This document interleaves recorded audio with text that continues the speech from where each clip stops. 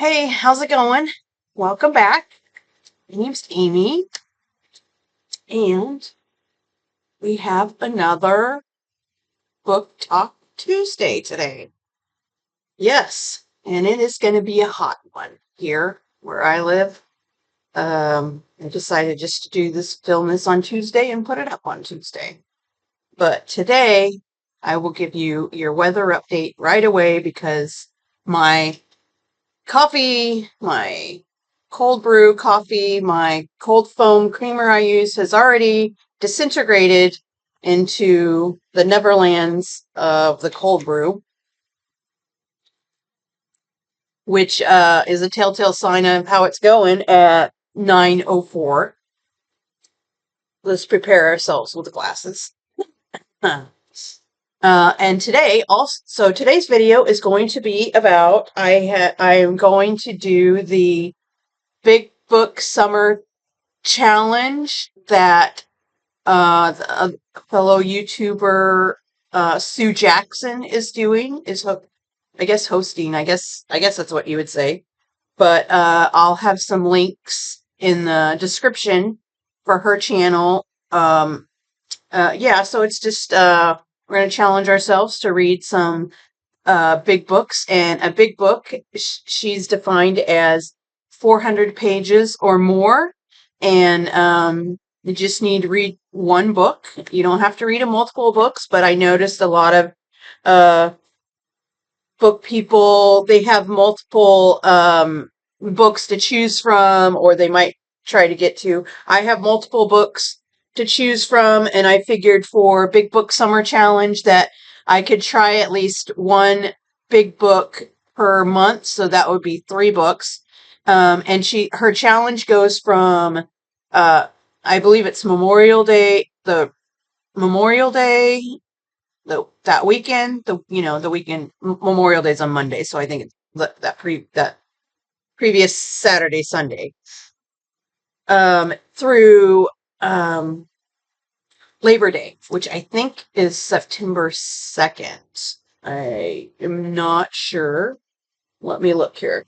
But yeah, that's how long she has her challenge. It's all summer. So if you guys want to jump on that, you just maybe want to, you don't have to like go to her site and say, hey, I'm doing the big book. You can just do it. It's okay. I think she said she's going to do a giveaway, so if you wanted to be involved in that, just to let her know that you're doing it, go to her site. But like I said, I'll have it down in the description box, the link, so you can go check that out. And she has a video, and I noticed other people have done videos already for their big book challenge, what they're doing. So that's the book talk today. Let's see. Going to September. Yeah, Labor Day is September 2nd. Um, but the most important part of the beginning of the book talk is the weather. And like I said, it's going to be a hot one today.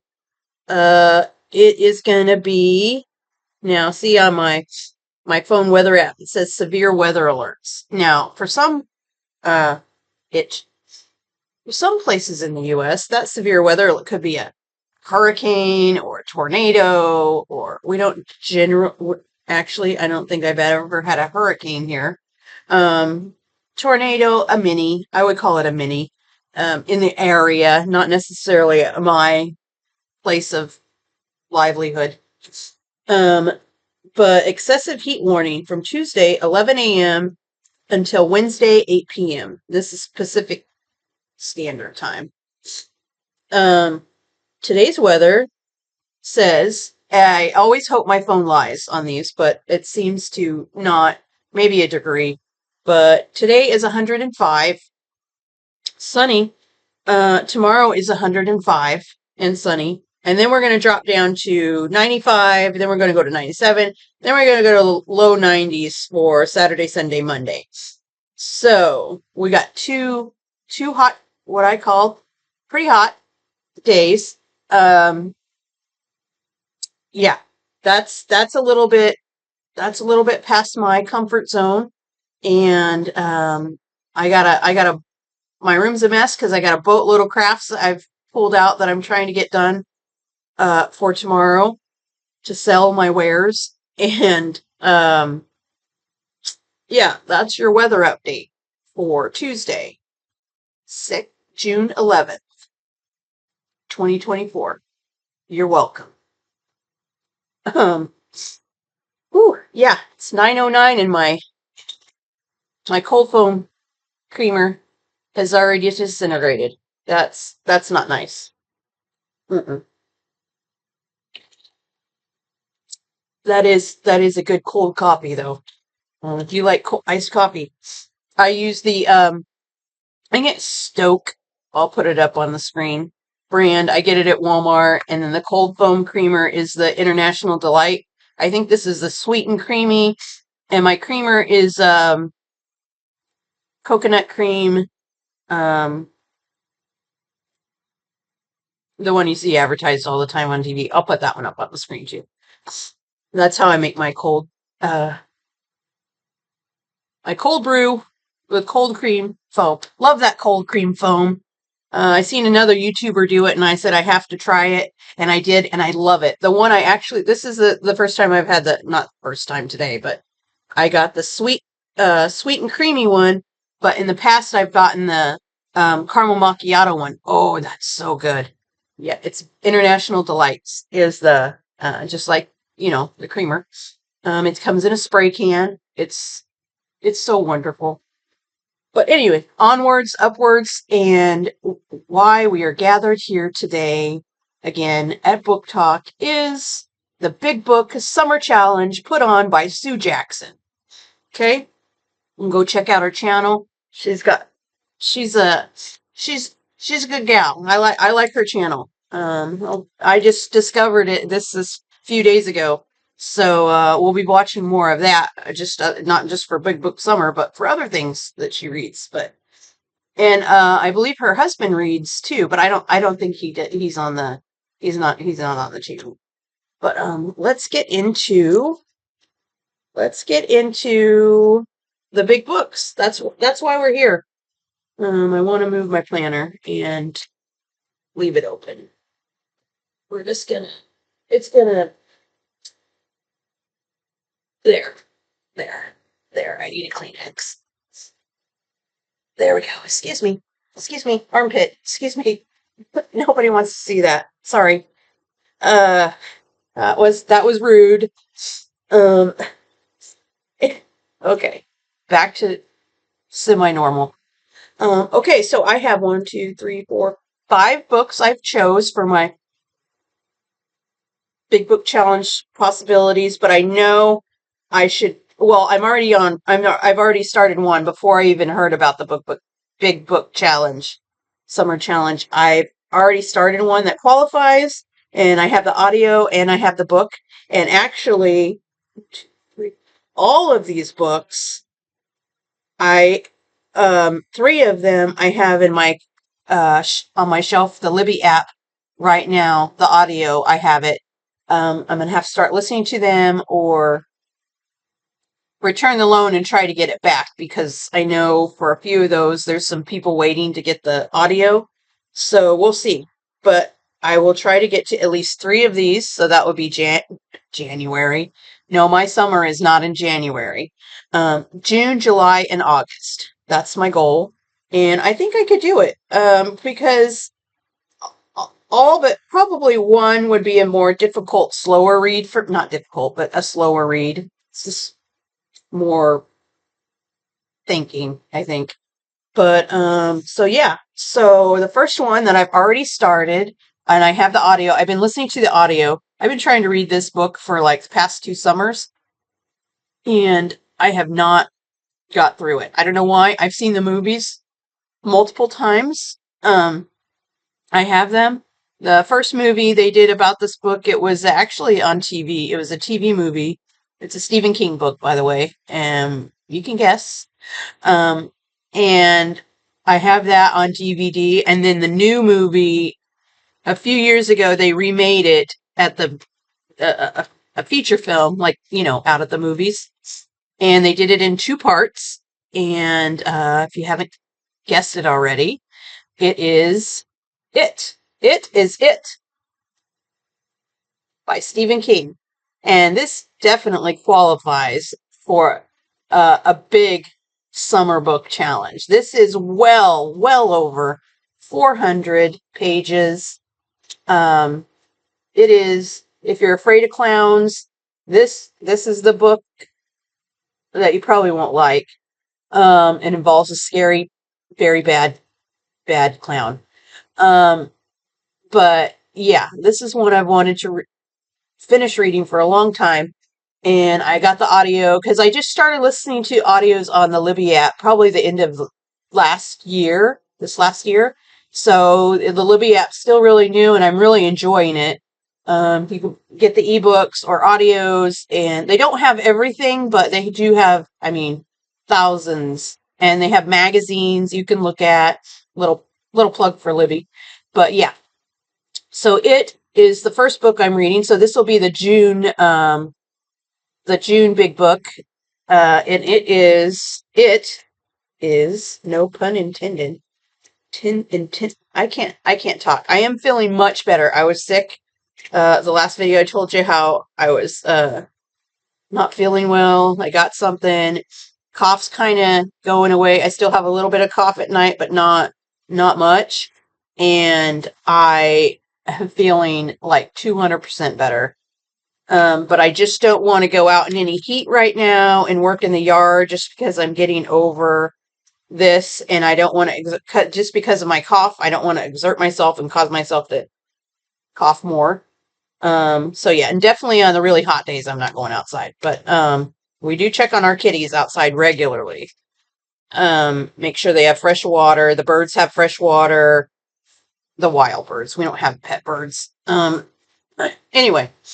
This book is, I'm trying to see if I got to the end. 1,090 pages. Yeah. Um, that, that's chunky. That's a chunky chunkster. Like, I don't know. Well, for 400, math on the spot is not good for me, but if you consider a chunky book, big book, 400 pages, that's a little over two of those books. You know, that's whoop, whoop, whoop. There we are. Yeah. So that's it. So that's first one. I enjoy Stephen King books, and I don't think I've read one yet that I absolutely did not like. I can't even foresee that. But yeah, like I said, I've seen these movies, and I love them. I thought, well, it's kind of weird to say you love a scary movie, but yeah, I it was a fun scary movie, but this is going to be a good read. I just know it. I mean, I already know it. But yeah, to finally get this read is going to be an accomplishment. Let's put that away. And the next one I have is Anne Cleeve's The Crow Trap. I didn't think this was going to be over 400, but when I was looking at the book, I thought, well, maybe because I chose it because I want to start her series on it's actually a TV series on British TV. It's Vera Stanhope mystery, and Vera Stanhope is um she's a detective or inspector or she's a police, and yeah, I think and I've watched the series. I don't know um I don't know what, you know, series number they're at right now. I know I've seen at least through series 4 or 5. You can get them on I know on Prime Video you can I think you can rent it, or I don't know. It's on BritBox. I don't know if it's BritBox or Acorn TV. That's the two British ones. It's probably on both. But yeah, I really like her this detective series. Vera Stanhope. I really like the lady who plays the character of Vera. She just does it so well on TV. So that's why I'm so excited to get to The Crow Trap. That's the first one in the series. And this is the picture. Okay, I get it together. Can't really see it very good. But that lady right here, I think it's Brenda Blevin is her name. She plays Vera Stanhope. And she just does it so good on the TV. I just know the book's going to be just as good. And yeah, like I said, it's a British series. I think it's set in England, and it is a big book. It's a big book. This is. Oh, I probably should have went over a little bit what it was. It was. We'll go back to that. I started this. Actually, I started this and I had the audio and I was doing the audio, but I wasn't paying attention. So I was going to have to start all over anyway. And time that I could pay attention. So this is, it looks like 535 pages. 530, and it's a good floppy paperback. It's, it's a good one. The words are not small. So it's a good size font. And this one is about at an isolated cottage in the mountains, several very different women are thrown together because of an environmental study. The women who each know the meaning of betrayal. But when Rachel, the leader of the study, arrives at the cottage, she is horrified to discover a body. It is only after another death occurs that another woman enters the picture. The unconventional detective inspector, that's what she is, Vera Stanhope. The Crow Trap is the first book in Anne Cleeve's enormously popular Vera Stanhope series, which is now a major TV detective drama starring I combine the two. Brenda Blevin. Yeah, that's who she is. You can Google her. But anyway, this is Anne Cleeves. Anne Cleeves. I don't think there's a picture of Anne Cleeves, but she's a seasoned lady, I will say. And that's code for she's an older lady. She's one of the ladies in my group that's over 50 now. I don't know how old she is. I know she's older than me, but and I don't know how long she's been writing. But it says award-winning author Anne Cleeves writes two series of traditional mysteries, both of which have been turned into hit TV series. Okay, so she has another series. And I think I just picked up a book, a few months ago at Goodwill. It was a new series she was starting, a new detective series, and it's a male detective. And this one here, it's talking about Vera Stanhope books have been made into the series Vera, starring Brenda Blevin. The Shetland novels feature Inspector Jimmy Perez. So that's the other one that I knew about, and there's a TV series, Shetland. Shetland.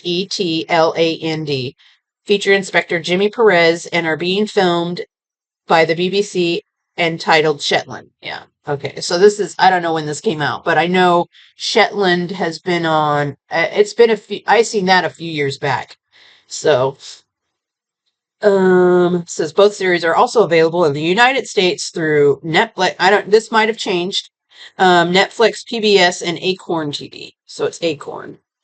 Anyway, yeah. So that's a big book. That one, I would like to get to all these, but like I said, if I can get through 3, that would be great. And so that's that one. And I will talk about, we didn't talk about what it was about. It's this, if you just say a scary clown, most people might know if they follow Stephen King stories or have seen the movie that came out, but yeah. So this Derry, a small city in Maine, and so my book is kind of worn on the back, so some of the wording is kind of scratched out. A small city in Maine, a place as hauntingly familiar as your own hometown. Only in Derry, the haunting is real. Okay. There were 7 teenagers when they first stumbled upon the horror. Now they were grown-up men and women. Well, I think it's one woman. Who had gone out into the big world to gain success and happiness. But none of them could withstand or foresee that drew them back to dare or for yeah, I can't. So I can read. It's scratched out. Withstand the force. Sorry, foresee force. It looks the same. The force that drew them back to Derry to face the nightmare without an end and the evil without a name. So without a name is it. They call it it. So this is the cover for the TV series movie they did. That was the first, I think, film version. And who starred in it on the TV was Harry Anderson. If you don't know, he was the judge in Night Court. Harry Anderson, Dennis Christopher. Trying to think who he was. Richard Mazer, which I've seen him on a lot of different stuff. I don't know one particular thing that maybe most people would know. Annette O'Toole, Tim Reed. Now, Tim Reed, back in the 70s, was on WKRP in Cincinnati as, what's the radio what's his name? I don't know if it was, I can't think of his name, but anyway, he was on that. John Ritter, of course, John Ritter, Three's Company, all these wonderful comedy things he did, and he's now passed away. And Richard Thomas, which is John Boy on the Waltons. So yeah, and special appearance by Tim Curry as Pennywise. Now, Pennywise is the name of the clown, but he's, excuse me, my nose is running. Mostly goes by the name of it, but the clown's name is Pennywise. So anyway, so that's what it is about. It's a scary clown. I wasn't too keen on clowns, but after I heard about this and I'm not a clown fan, at all. So why read that, Amy? Why are you reading the scary story about a clown? I don't know, just confirm my thoughts that clowns are scary. You know, sounded like a good idea at the time. And the next one, this one is, it's a big book. I had this on, was it my last, I did a video on this not too long ago about my, nonfiction books. I had some nonfiction books I did a video on, and this was one of them. And so I've been wanting to get to this for a while, and, being that elections are coming up, I believe this year in November. Sounds like that's way too soon, but I don't know. Is The Bully Pulpit by Doris Kearns Goodwin. This is Teddy Roosevelt and I forgot his name. William Howard Theodore Roosevelt. I call him Teddy. Teddy like we're friends. Theodore Roosevelt, William Howard Taft, and the Golden Age of Journalism. You say, why are you associating this with elections, Amy? Well, because my nose itches. It's like I have something on it. Okay. I will tell you here in the little synopsis. The Bully Pulpit is a dynamic history of the first decade of the Progressive Era. We'll hold it up when I read, and I still am not capable. Not really. First decade of the Progressive Era. That tumultuous time when the nation was coming unseamed and reform was in the air. The story is told through the intense friendship of Teddy Roosevelt and William Howard Taft, a close relationship that strengthens both men before it ruptures in 1912, when they engage in a brutal fight for the presidential nomination.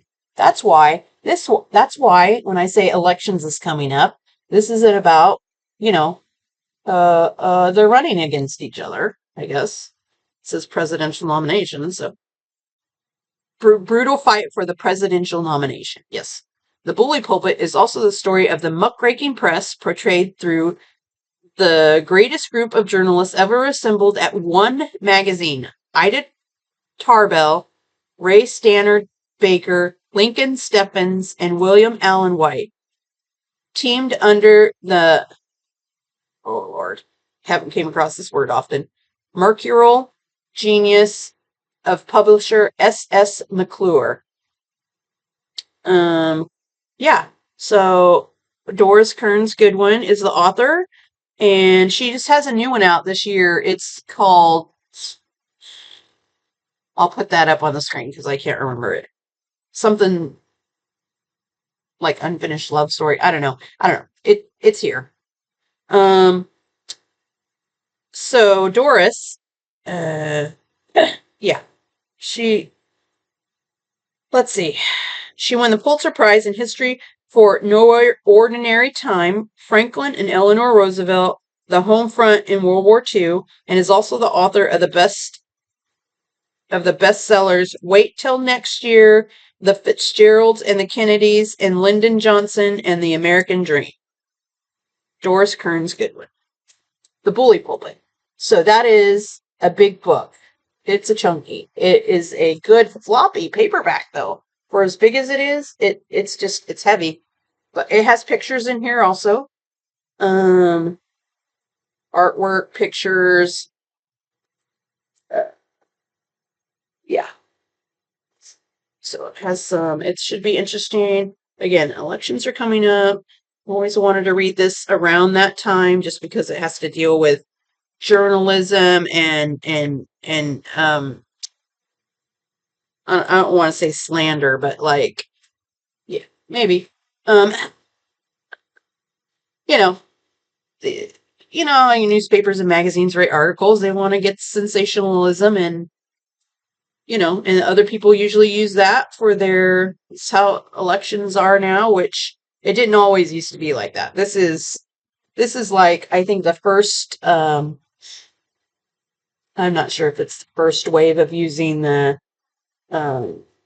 like newspaper and journalism and stuff like that. I want to say, and I'm sure there's a book on it, was it the Spanish American War? They is the end of the late, we're talking 1899, 1898. I think that was around that time. There's a thing they called yellow journalism. You can Google that. That started coming up with the journalism, and I don't want to say, well, I'll say it, making things up, and making certain people look bad, for the population to believe certain things that necessarily wasn't true. I hope I interpreted that correctly, but you could Google it. But yeah, so this should be an interesting read. Like I said, I want to get to all these books, but this one, if I don't get to it in the summer, I think this is a good one I can read during the fall. Just like I said, the election, in the November. So anyway, it's a big one. I was going to fall off the bed. The next one is, I just got this not too long ago at Goodwill too. It is large print, but I think with this author, he generally has a lot of books that are just over 400 pages, so this should count anyway, if it wasn't large print. But this is James Patterson and Bill Clinton co-wrote this book, The President is Missing. So it's a James Patterson novel. Bad glare. Bad. There we go. President is Missing. It is a chunky book. Like I said, it is a large print, and this is Bill and James. And when I first seen this on the shelf, it said Bill Clinton. I was like, is it the Bill Clinton, or is there another Bill Clinton that writes? Because, you don't normally see an ex-president who's writing a novel, right? Unless it's like nonfiction or something like that. That would be like their autobiography or whatever. So I had to Google it to see if it was actually the Bill Clinton. It was. And then when I seen this, and then on the back and I looked, oh yeah, that's the Bill Clinton. So This is large print. I mean, I don't know if you can tell. If I bring it back, how far you can read it, but it's large. And so because it's large print, obviously the books are bigger as far as page wide. Excuse me. I have the hiccups. So let me see how big this book is. Like I said, generally most James Patterson books that I've read have been just over 400 or close to it. So this, I'm pretty sure, might be within the 400, but I'm calling it because it is over 400 for this one. So it is, hope you can't hear that, the dog's barking, 673 pages for this book. Yeah. So this seemed like a fun one. I love James Patterson. I collect the James Patterson. I collect the hardbacks, the first editions. Obviously, this isn't the first editions that I collect, but because I found it at Goodwill and it was so cheap. I mean, look at this. Look at this. You know, you're paying I don't know about large prints. I'm going to assume about the same price. But when you get the first editions, say like you go to Barnes& and Noble, and I don't have anything against Barnes& and Noble. I love Barnes& and Noble. I used to go to Barnes& and Noble all the time when I was traveling back and forth to community college because it's about, well, I have in both directions, north and south of me, I have a Barnes& and Noble to get to. And they're about equal distance, about an hour, I would say, if the one north of me is still there in the same spot. But when I went to community college, when I went back to school, I redid my community, started over. I went south of me because my sister lives in that area, and so I would stay the night, like one night a week, or I'd stay over the weekend or whatever at her house. Well, because I was driving back and forth. So there was a Barnes and Noble there. So I'd stop there all the time. Go to the cafe, get a coffee, a snack. They have these pretzels. I don't know if they still have them. Side note, there's these pretzels at the Barnes and Noble cafe. It's a spinach, feta, cheese stuffed pretzel. Oh my God, I love those pretzels. I haven't been there in a while. Oh, gosh, now I want to go to Barnes and Noble. Need to visit my sister. She's not a big reader, but she comes to Barnes and Noble. I mean, they have everything. They have toys and like puzzles and all kinds of things. Anyway, she enjoys Barnes and Noble too. And then we go to the cafe, get something to drink and something to eat, a snack. I want to go. Anyway, sidetrack. I got this. So when I was recently down there, I think I was down in her area where I went to Goodwill there. Got this book, so what I was saying, sorry, I lost track. At Barnes and Noble, if you get the new books, you do get they already discount them a little bit, like 10% maybe. I think it usually says it's discounted 10%. So, but even that, you're going to pay like 20 something bucks for a new hardback popular book, but you can also get the Barnes and Noble rewards, sign up for the rewards. It does cost per year to get a discount, but you get a discount on everything: magazine, cafe, the book, whatever they sell in their store. And that is, I forget what the additional discount is. You can Google it. Go to barnesandnoble.com. I'm not being paid by Barnes and Noble, by the way. But you're going to pay, 20 something. You could pay, I mean, for just a typical James Patterson new edition, first new out, 20 something bucks.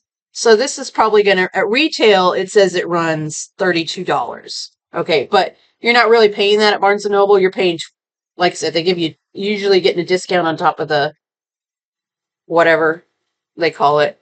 And I got this. So the long story short is I'm getting to the price I paid for this. I did it in another video, in a haul video. It's been a few months, but I paid $2.99 at the Goodwill, and can't beat that. It is large edition. It isn't like the first editions that I collect, but heck, when you want to read it, and it looks like it was a library book. That I don't. Somebody, it's not a library around here. It says Columbus Metropolitan Library. I'm going to assume in Ohio because we don't have a Columbus that I know of named around here. So yeah. Anyway, so this book is it's very short, a very short synopsis. The president disappears. Well, yeah, it says the president is missing. The world is in shock, but the reason he's missing is much worse than anyone can imagine, with details only a president could know and the kind of suspense only James Patterson can deliver. The president is missing, the most gripping and surprising thriller in years. Well, I don't know, but they want to sell books, but yeah, very simple. The president's missing. We're gonna figure out how and why. But yeah, that one looked fun. And this one, been one. I've had it for quite a while, and it's a standalone because this author I have couple of series of his, and finally going to read it when Sue Jackson video I seen or somebody else's video I seen about her Big Book Summer Challenge. This one I think is the first book that came to mind that I wanted to put on the list to read, and it's California Gold by John Jakes. This is a historical fiction, and it's an older book, and I believe John Jakes has passed away now, and I think recently, when I say recently, probably in the last 5 years. And this from I got this, I don't know, I might have got it off eBay, because I also have his series, the American, what's it called?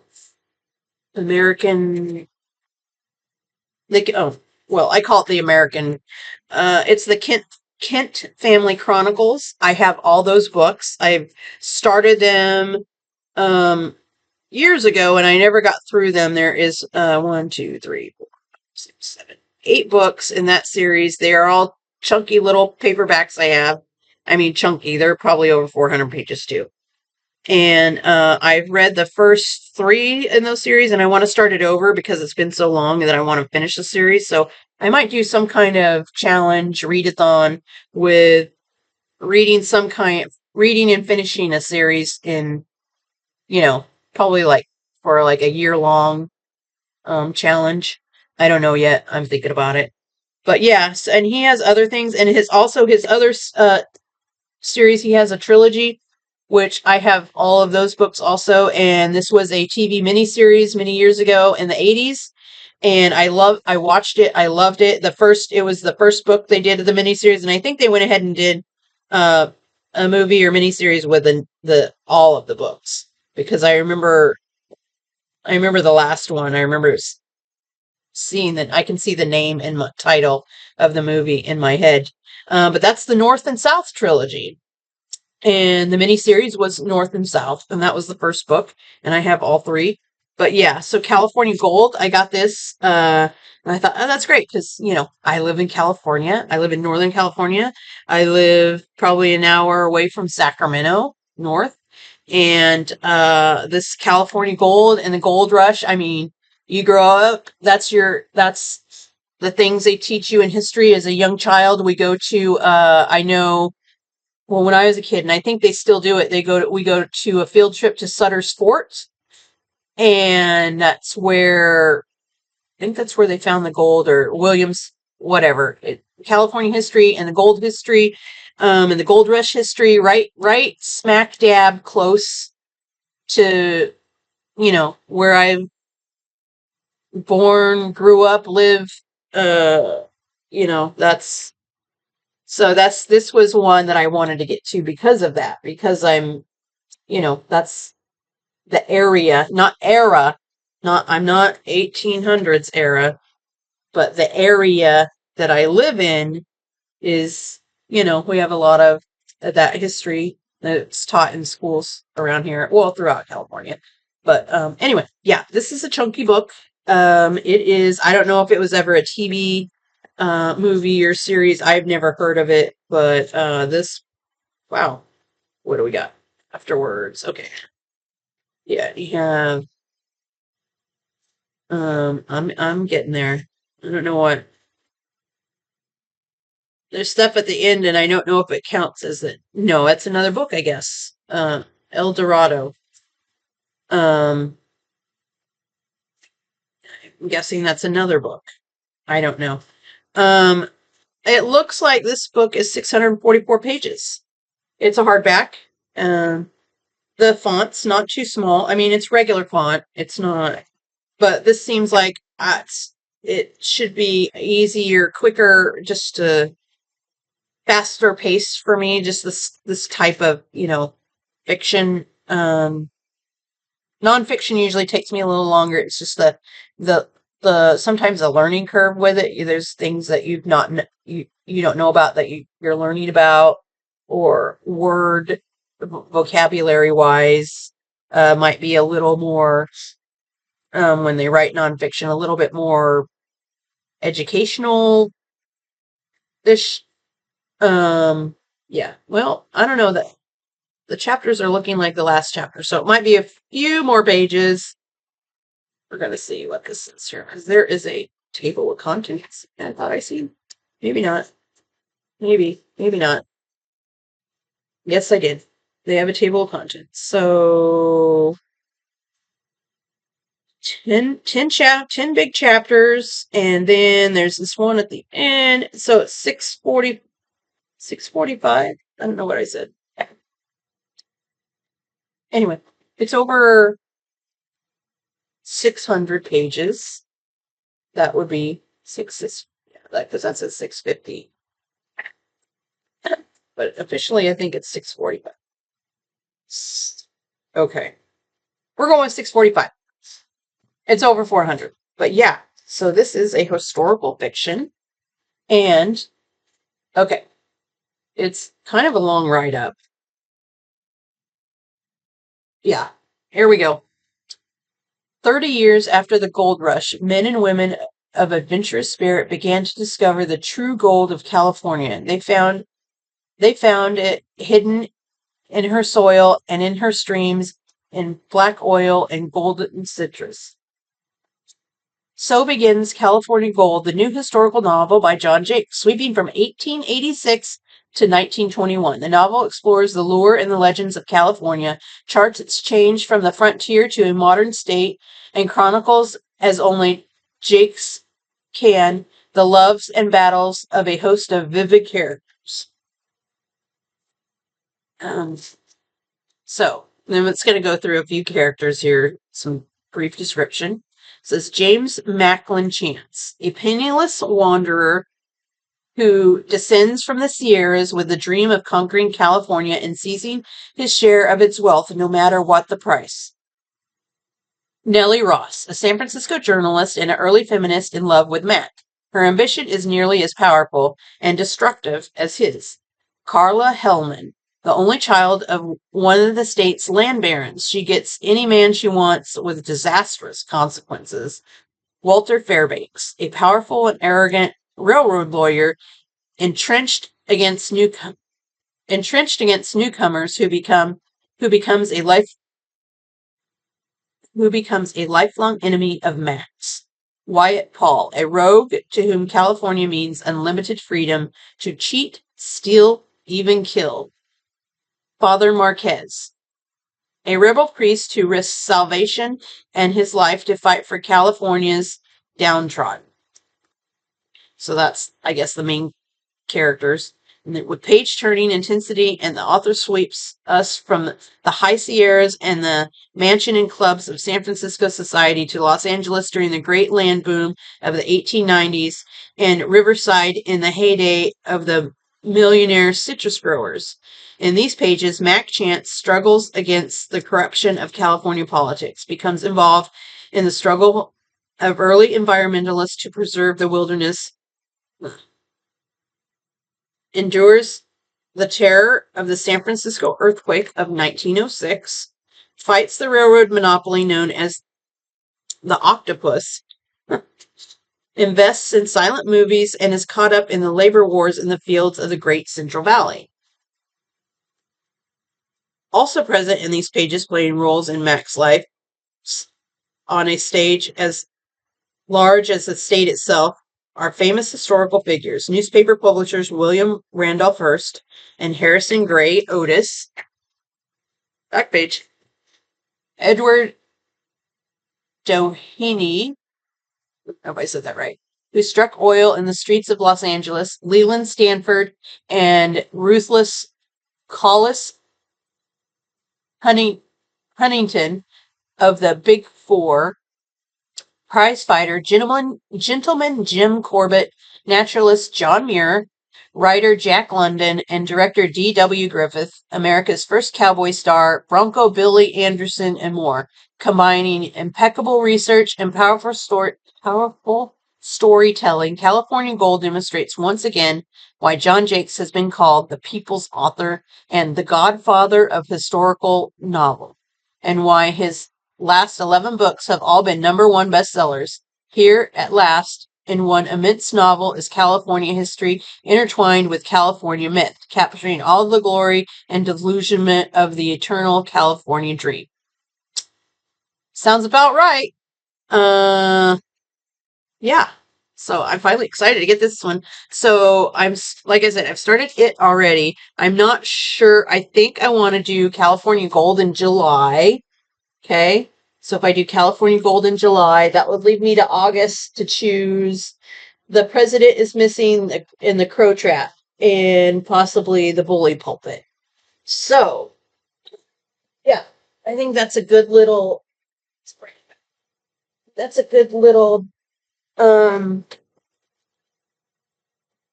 what am I trying to say? It's a good little chunk to choose from for the Big Book Summer Challenge, started by Sue Jackson. And these are my Big Books of Summer Challenge possibilities. Like I said, 3 of them I should definitely be able to get to. One, I've started it. And yeah, I'm excited about that. I just, like I said, I just discovered this Big Book Summer Challenge a few days ago, and I thought, yeah, I think I want to try that. I'm pretty sure I can, because actually most of the time the books I read, they are close to 400 pages, easy. And a lot of times they're over 400 pages, so it shouldn't be like a super hard challenge for me because that's something I'm used to reading a lot. Like I said, if you read Stephen King, normally you're reading good chunks of books. He has a lot of books that are 300 or and he has short stories, he has novellas, but yeah, so it shouldn't be that big a challenge, but it's a challenge to get through multiple ones in 3 months. That would be the challenge. But this is a little bookmark I made. This is a paper bookmark with some stamping on it. A little plug for me. Anyway, so yeah, so that is my Big Book Summer Challenge. Like I said, I will have the link down below to Sue Jackson's video, or she has, I forget the name of it. It's Sue Jackson, Big Book Summer Challenge, and she has a blog also aside from YouTube, but I will see the links on her page and try to link it on mine. But anyway, yeah, so that is the Book Talk Tuesday today. And some of the videos I want to do that I have coming up is going to be another book unhaul. I am still going through books, and there's still a massive amount of them. So I'm choosing one book haul video a month to do until I get through most of my books that I'm going to unhaul. So, yeah. So we have a book hunt haul. We also have our May book review. Not us, me, book reviews. And then there's also going to be what's on my July TBR, or Book of Possibilities. And, yeah, so I know definitely, going to be doing videos for those 3 things. And, yeah, thanks for coming by. If you're new and this is the first time you see my video, thanks. I hope you enjoyed it, and or at least maybe you want to try the big book summer challenge put on by Sue Jackson. Like I said, I think she has a giveaway at the end of the challenge, so I don't know what necessarily that is or involves, but I know she wants you to go and let her know that you're doing the challenge so that you can be involved in that. You don't have to, but it would, just it's just something fun. There's no pressure, there's no cost. It's free, and you just the challenges. If you can just read one book at 400 pages or more, you met the challenge.